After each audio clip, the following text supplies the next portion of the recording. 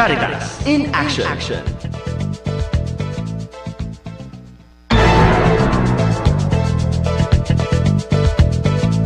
Okay, mga kapanalig, sa pagkakataong ito, bibigyan daan po muna ang ating Kapanalig at komunidad.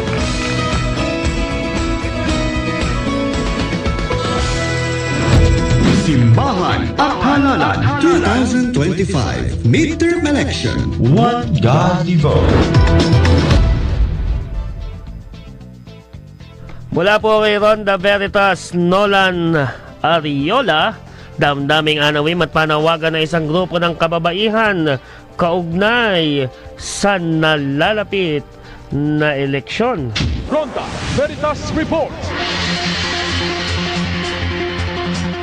Maraming salamat mga kapanalig na nawagan bilang damdamin anawim ang isang grupo ng mga kababaihan sa lahat ng mga kumakandidato sa bansa sa darating na midterm election na gawin ang mga tamang paraan ng pangampanya at sa buhay ang tunay na diwa ng halalan.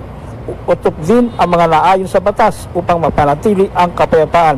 Kaugnay ito, narito ang damdaming anawim ni Ms. Bren Yasay. Pinakamarami ang sumagot pa rin sa usapin ng yung pagtingin sa election ay magulo. No? Magulo, laging may dayaan, pera-pera lang, gano'n, no? Kaya kung i-describe natin to, kung nakikita nila na parang chaotic at saka fraudulent, no? Circus, gano'n yung pagtingin. At kung mangalawa, yung sa tinitingnan nito na bulok. No? Ayon kay Bren Yasay ng CWR, mataas ang partisipasyon ng kababayan sa pagboto mula pa noong 1937. Ngunit lumabas sa survey na maraming kababaihan ang nawawala ng tiwala sa sistema ng halalan. Sa mahigit 500 respondent mula sa iba't ibang rehiyon, 74.5% nagsabing kulang sa 15,000 pesos ang kita ng kanilang pamilya kada buwan. Ayon sa COMELEC, sa 2022 elections, mas marami ang kababaihang rehistradong botante kaysa sa kalalakihan. Gayunpaman sa 13,586 na posisyon sa gobyerno, 30.47% lang ang nakuha ng kababaihan at karamihan ay pansamantalang humalili lang sa lalaking kaanak. Tinutukan ng survey ang mga isyong mahalaga sa kababaihan.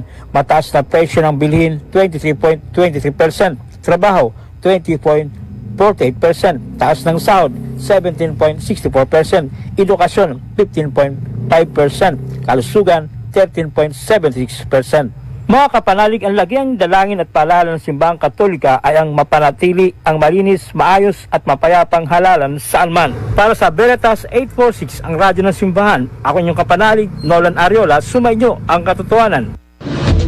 Simbahan at Halalan 2025 Midterm Election. One Godly Vote.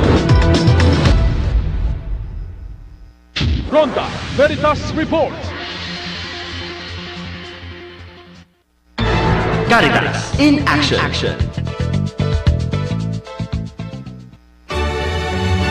Celebrating 56 years of Catholic Broadcasting. This Jubilee year, 2025, Pilgrims of Hope, Veritas 846, Kapanani, from Mega Manila, Philippines, to the World Wide Web through broadcast and social media. Veritas 846, ang radyo ng simbahan. Member, Catholic Media Network and kapisanan ng mga broadcaster ng Pilipinas.